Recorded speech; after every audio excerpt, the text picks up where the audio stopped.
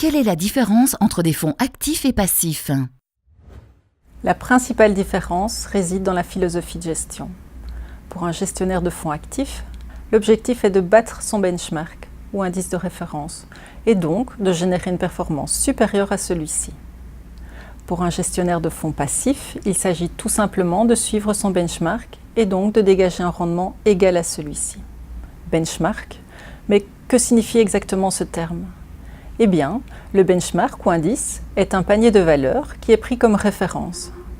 Par exemple, pour un fonds d'actions investissant dans la zone euro, le gestionnaire utilisera le Dow Jones Eurostoxx 50 comme benchmark. La performance du fonds sera alors comparée à cet indice. Mais en pratique, comment les gestionnaires actifs et passifs construisent-ils leur portefeuille?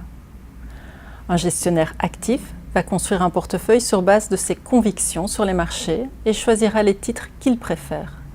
Il sera aidé par des équipes d'analystes spécialisées.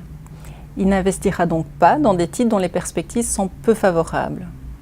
L'objectif sera de privilégier les titres les plus prometteurs et ainsi de délivrer une performance supérieure à l'indice. A l'inverse, un gestionnaire passif va investir indifféremment dans tous les titres qui composent le benchmark et ce dans des proportions identiques à celles du benchmark. Il va donc générer une performance égale à celle du benchmark. Il faut également tenir compte de la différence au niveau des frais. Les frais des fonds actifs sont généralement plus élevés que ceux des fonds passifs.